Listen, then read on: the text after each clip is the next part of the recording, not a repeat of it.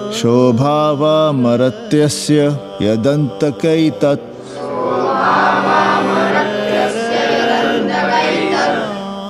सर्वेन्द्रियाणां जरयन्ति तेजः। नचिकेता ने यम से कहा, हे यमराज, ये भोग कल रहेंगे या नहीं, इसका भरोसा नहीं। भोग मनुष्य को कमजोर करते हैं, इसलिए ये घोड़े, ये नाच, ये गान तुम अपने पास ही रहने दो। कहां मर रहे थे? आज भी लेट। गुरुदेव, एक जगह तेरे की पूड़ी खाने गए थे। देखो, एक बात जान लो, रोज रोज ना मुंडन होगा, ना चटावट, ना तीज, ना तेरही। इसलिए अपने पर भरोसा रखो। थोड़ा संस्कृत पर लिख लोगे तो आत्मज्ञान पा सकोगे, वरना 1 पाव आटा, 2 आलू, 5.25 रुपए के सीधे के लिए जजमान को ढूंढते रहना। ना साले रोज रोज ग्रह नक्षत्र खराब होंगे, ना रोज रोज जजमान आएंगे। नचिकेता से ही कुछ सीख लो। यमराज घोड़ा, हाथी, सोना, सुंदर सुंदर स्त्रियां दे रहा है, पर वो कहता है कि मुझे ज्ञान दो। कहता है, ना वित्तेन तरपणियो मनुष्य। मनुष्य के धन की प्यास कभी नहीं बुझती। और एक तुम हो कि तेरही के भोज और दक्षिणा के लिए मरे जा रहे हो। So, this is your first picnic to Banaras? No, actually second. Oh, Yeah. finding peace here. Moksha. No, actually finding a place here. American देवी घाट पर रहना चाहती है। तो ये कौन मुश्किल काम है गुरु?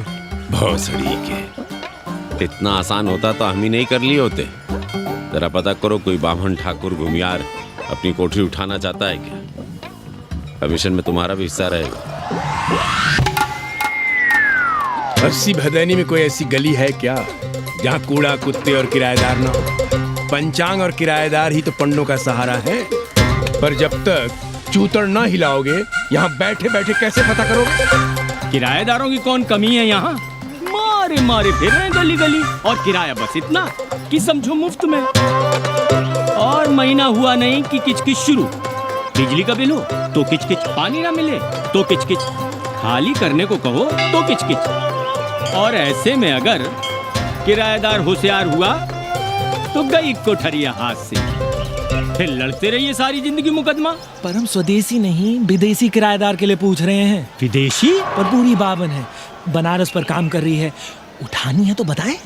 पागल भयो क्या? हम किसी विधर्मी को कोठरी कैसे दे दे? कोठरी तो है हमारे पास, पर उठाएं कैसे? तुम धर्मनाथ पड़वा को नहीं जानते का?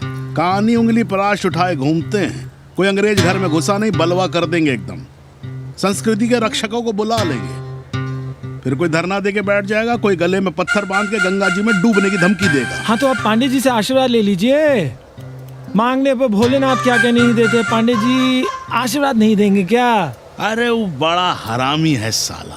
ना सुप्तस्य सिंहस्य मुखे प्रवशन्ति मृगाः। सोए हुए शेर के मुंह में हिरन नहीं घुसता, उसे शिकार करना पड़ता है उपाध्याय जी। प्रयत्न करने से ही कार्य सिद्ध होता है।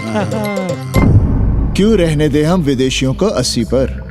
अब देखिए, क्योंकि 80 की हर गली सीधे घाट पर, और घाट पर हर मकान की खिड़की सीधी गंगा की ओर खुलती है। घर से बाहर कदम रखो तो गंगा, खिड़की से झांको तो गंगा।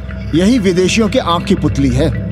और आप उन्हें ये सुख इसलिए देंगे क्योंकि वे आपको किराया देंगे पर डे के हिसाब से। पांडे जी, 80 पर वे संस्कृत और हिंदी भी तो पढ़ रहे हैं ना? जानता हूँ वे क्या पढ़ रहे हैं, पढ़ें और जाएं। पर 80 के मल्लाक, खटीक और दूसरी जातियां तो उन्हें अपने घरों में रख रही हैं। रखें, उनकी मर्जी। उपाध्याय जी, आप भी जानते हैं जब से ये विदेशी यहाँ आए हैं घाटों पर क्या हो रहा है।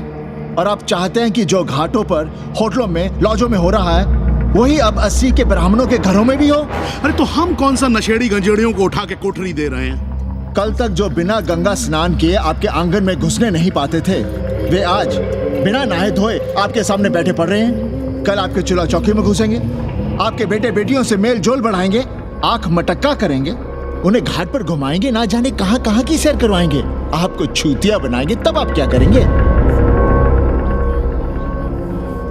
3 महीने में हिंदी और 6 महीने में संस्कृत। तब तो हिंदी और संस्कृत को अंतरराष्ट्रीय भाषा होना चाहिए था। लोग कहते हैं कि 80 पर हम बलवा मचाए रहते हैं। भोसड़ी के धर्म भ्रष्ट करो तुम और चुप रहे हम।